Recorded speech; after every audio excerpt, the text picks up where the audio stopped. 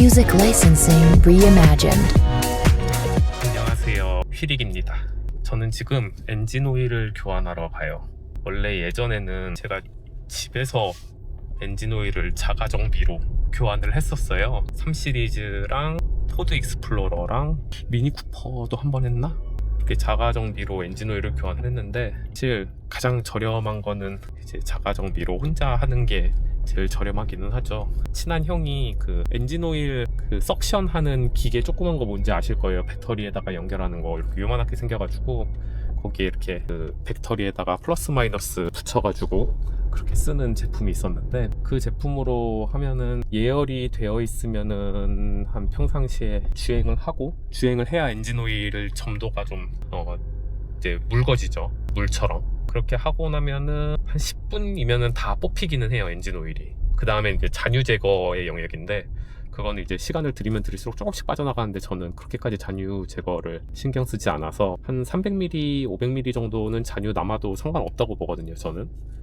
왜냐하면 일단 5000km에 한번 교환을 하니까 어차피 조금 섞여도 유압 유지 잘 되고, 그 엔진 오일의 원래 기능이 항공에서는, 미국에선 4가지로 가르치고 한국에서는 뭐 5가지, 6가지도 얘기하긴 하는데, 뭐 윤활 기능, 실링 기능, 루브리케이션이죠.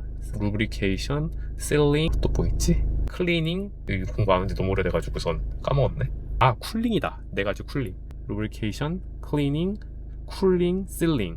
이렇게 4가지 역할을 엔진 오일이 하게 되는 건데, 실링이 말 그대로 오일 압을 유지시켜주는 기능을 어느 정도 하는 거죠. 그러고 클리닝이 이제 어느 정도 클린하게 해주면서 스트레이너나 오일 필터에서 이제 걸러주는 역할을 하면서 같이 그렇게 하는 거고, 그리고 윤활 당연히 중요하고, 윤활이. 근데 이제 오일 압력이 제일 중요하단 말이죠, 사실상.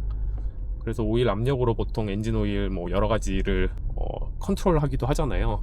밸브를 컨트롤한다거나 뭐 여러 가지 그런 경우들도 많고. 그래서 오일 압력이랑 그 스크래치가 안 나가게 이제 윤활을 해주는 게 이제 가장 두 개가 크게 중요하다고 저는 생각을 하는데, 그 5000km마다 한 번 가는데 뭐 300ml, 500ml, 뭐 보통 엔진을 5.5L 들어가니까 10%도 안 되는 양이거든요. 10% 많아봐야 10%, 적으면 5% 정도의 기존 오일이 남아있는데, 그 기존 오일이 뭐 완전 성능을 다 했느냐, 그건 또 아니잖아요. 걔가 완전 뭐 5000km 달리고 오일이 탁 죽어버리진 않으니까. 그래서 저는 그냥 한 0.5L, 500ml 정도는 그럴 수 있다 라고 생각을 해요. 그래서 이걸 엔진오일 주입구를 통해서 이 고무 호스를 넣어서 엔진오일을 석션을 하는데, 그렇게 하는 경우에 진짜 한 10분이면은 그 BMW 2.0 디젤 N47 엔진 기준으로 10분이면은 거의 5L가 뽑히거든요. 그렇게 오일 뽑고,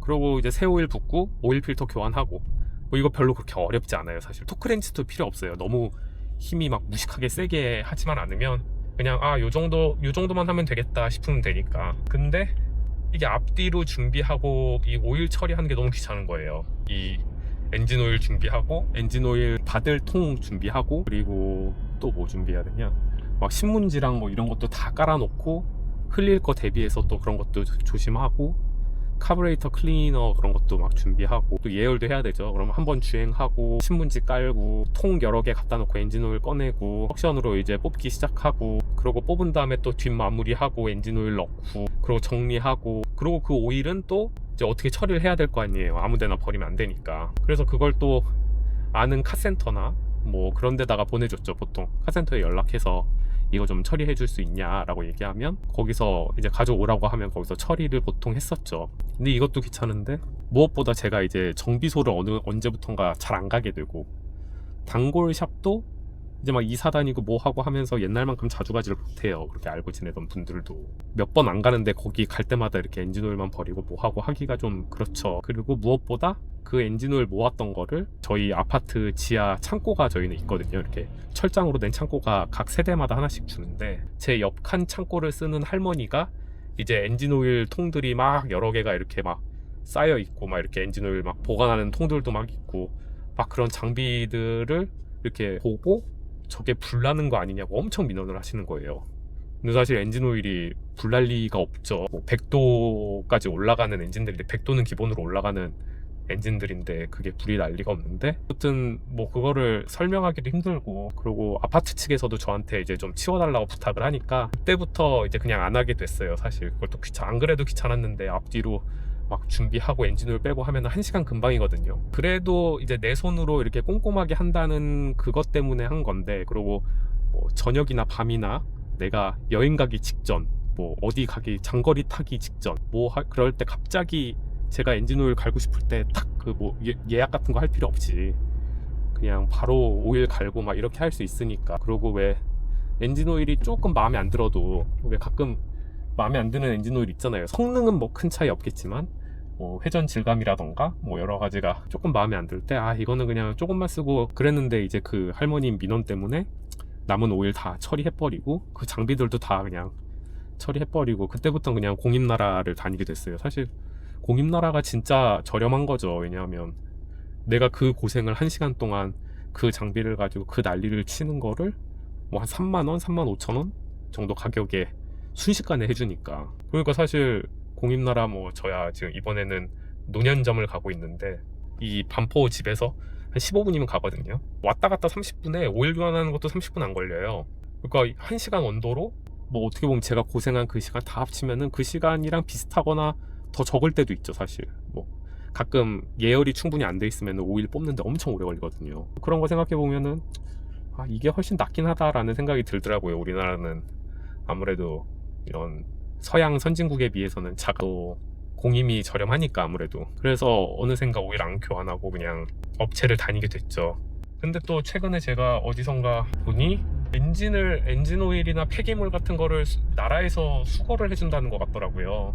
뭐 수수료를 일부 받고 엔진 오일을 집에 와서 찾아와서 수거를 해주는 업체가 있다 그래서, 그거를 한번, 그걸 진작 알았으면 좋았을 텐데 그거를 한번 해볼까 했는데, 그 장비를 다 갖다 버리고 막 그래가지고선 이제 또 엔진 오일 석션 기계를 또 새로 사거나 해야 되거든요. 그것도 귀찮죠. 그리고 엔진오일 수거통도 제가 그때는 뭣도 모르던 시절이라 6리터짜리 S오일 그 엔진오일 통 있는 거 아실 거예요. 아는 분들은 이렇게 큰 통으로 나오는 제품이 있어요. 벌크로. 네, 엔진오일이 딱 N47 5.5리터 하기에 딱 좋은 용량이죠.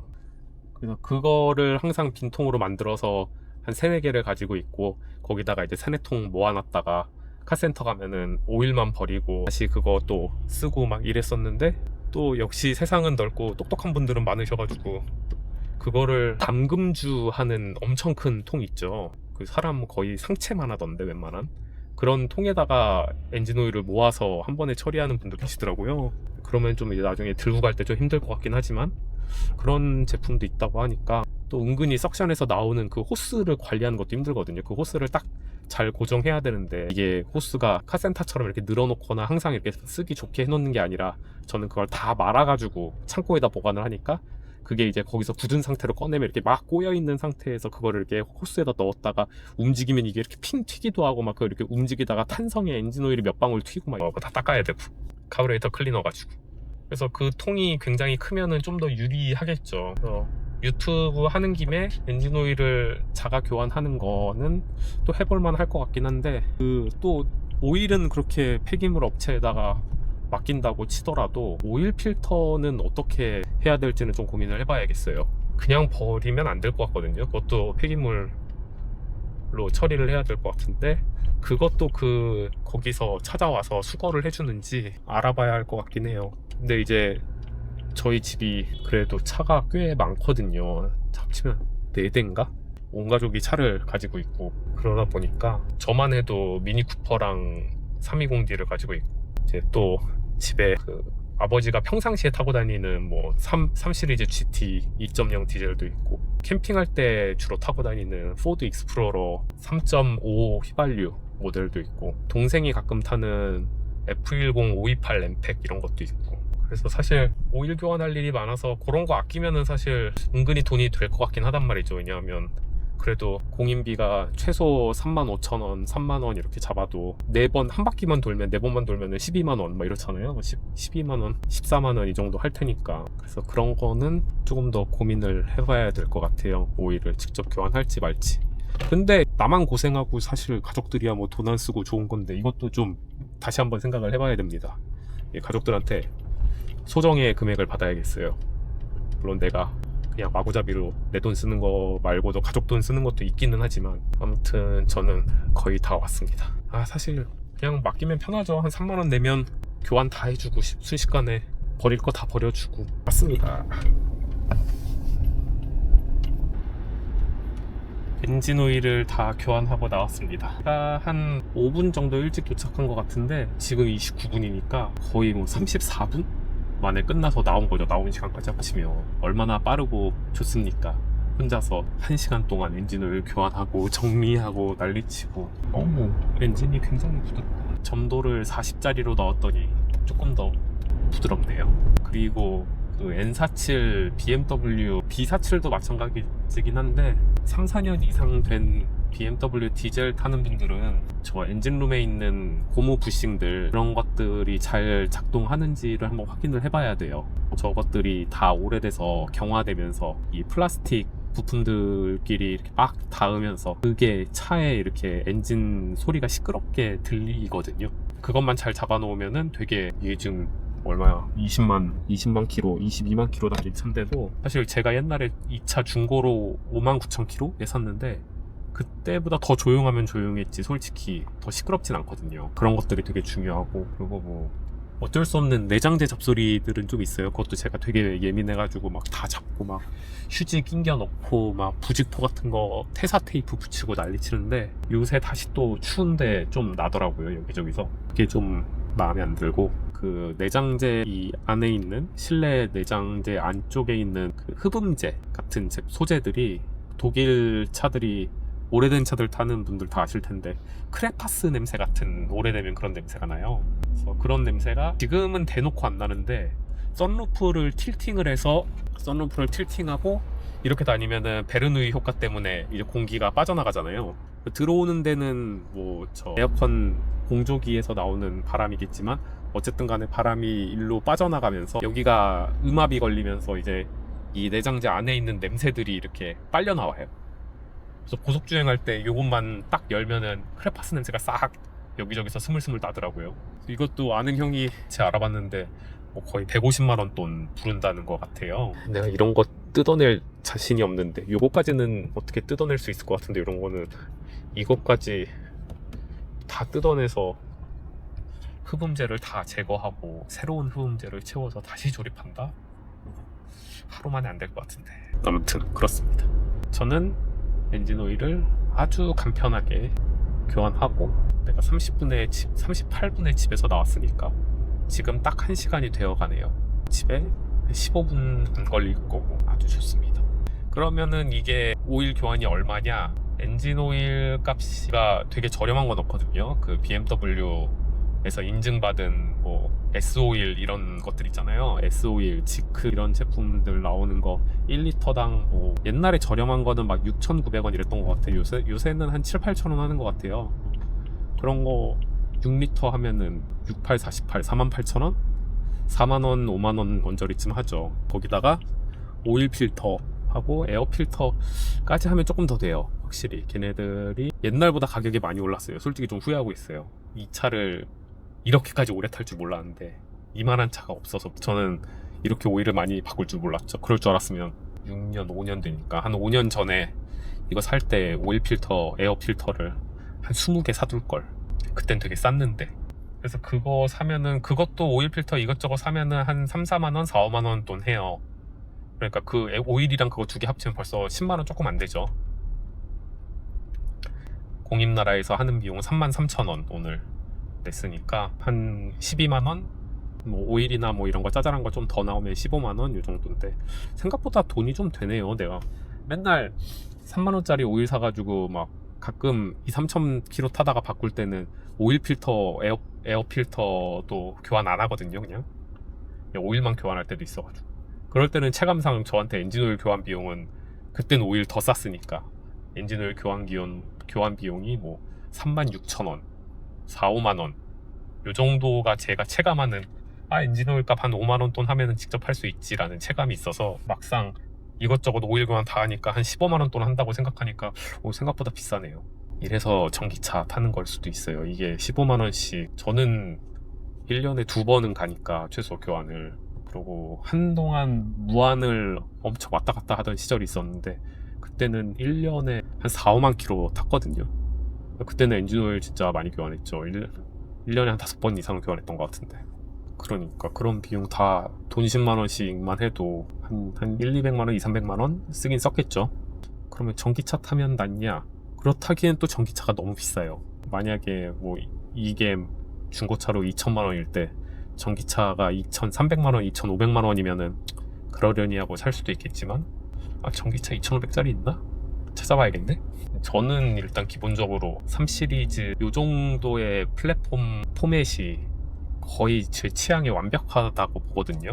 프론트 미드쉽에 가까운 엔진 배치랑 차 사이즈, 여차하면 어찌저찌 4명이 타도 탈만해요. 옛날에 저희 집 차를 막 다 팔고 뭐하고 어쩌고저쩌고 하면서 집에 차가 요거 한 대이던 시절이 잠깐 있었거든요. 그때 이 차로 온 4가족이 다 남해안에 여행도 다녀오고 그랬어요. 통영에도 갔다 오고.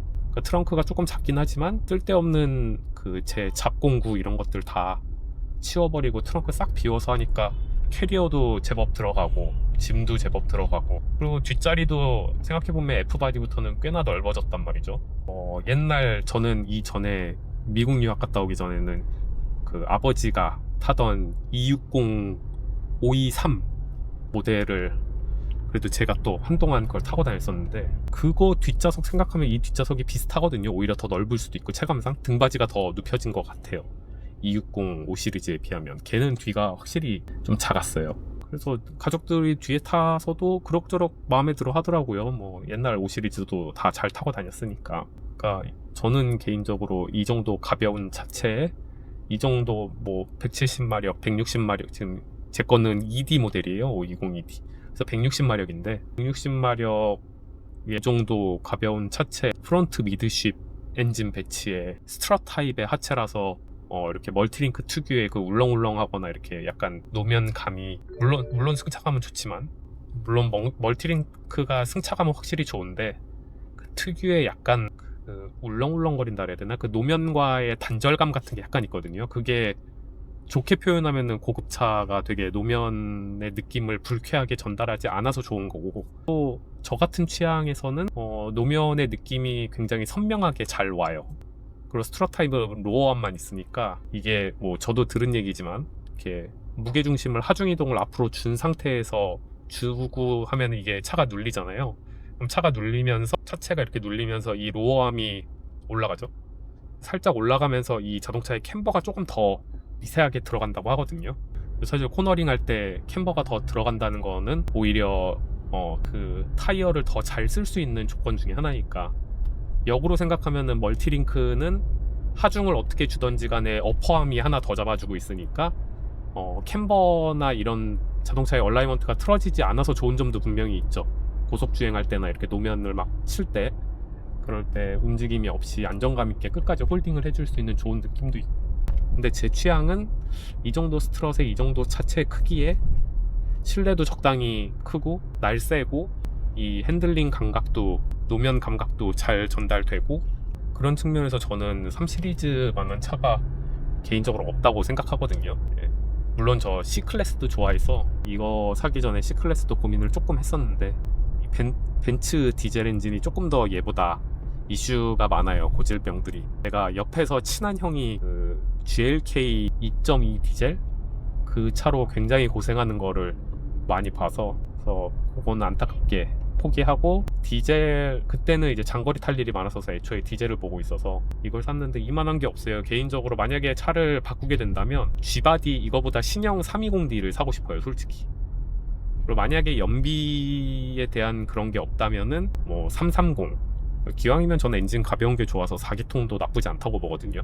330이나 뭐 320, 그것도 320D나 그런 차들도 나쁘지 않다고 봐요. 일단은 뭐 딱히 고장난 것도 없고 그럭저럭 잘 고쳤고 애정이 있는 차라서 개인적으로 지금 앞에 그 스트럿 로어암만 좀 교환을 한 번 더 하고 싶어서 걔는 직접 할지 아니면은 업체에 맡길지 고민을 좀 해봐야겠어요. 솔직히 그 고생하는 돈 생각하면 업체에 맡기는 게 맞긴 해요. 진짜 힘들거든요, 하체가.